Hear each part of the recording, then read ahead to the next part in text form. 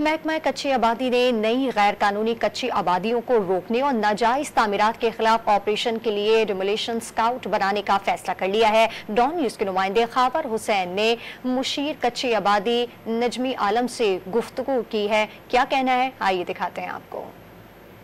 जी, महकमा कच्ची आबादी ने अपना डेमोलिशन स्क्वाड बनाने का फैसला किया है ताकि गैर कानूनी तामीरात को रोका जा सके और कच्ची आबादी के नाम पर जो गैर कानूनी आबादियां कायम हो रही हैं उनको रोका जा सके। इस पर हम बात करेंगे। वजीर कच्ची आबादी नजमी आलम साहब हैं हमारे साथ। सर, ये फैसला क्यों किया गया, थोड़ा सा बताइए। देखिए, ये फैसला करने की वजह ये बनी है कि आप कच्ची आबादी का कानून ये कहता है कि आप ग्राउंड प्लस 1 बन सकता है घर, यहाँ पे ग्राउंड प्लस 6 तक बनते चले जा रहे हैं, कोई रोकने वाला नहीं है। जो आबादी हमने कच्ची आबादी लीज कर दी है उसमें आप अपना लॉ इम्प्लीमेंट करें।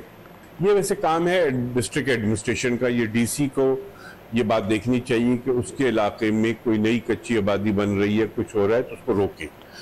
उसमें पुलिस भी इन्वॉल्व होती है, बगैर पुलिस के इन्वॉल्वमेंट पे होता नहीं है ये काम। जो गोट आबाद था वो ख़त्म हो गया। अब ये सारे गोट आबाद जो रूरल एरिया था वो केएमसी की लिमिट में आ गया, शहरी आ गया, तो अब उन गोठों को हम लीज दे रहे हैं।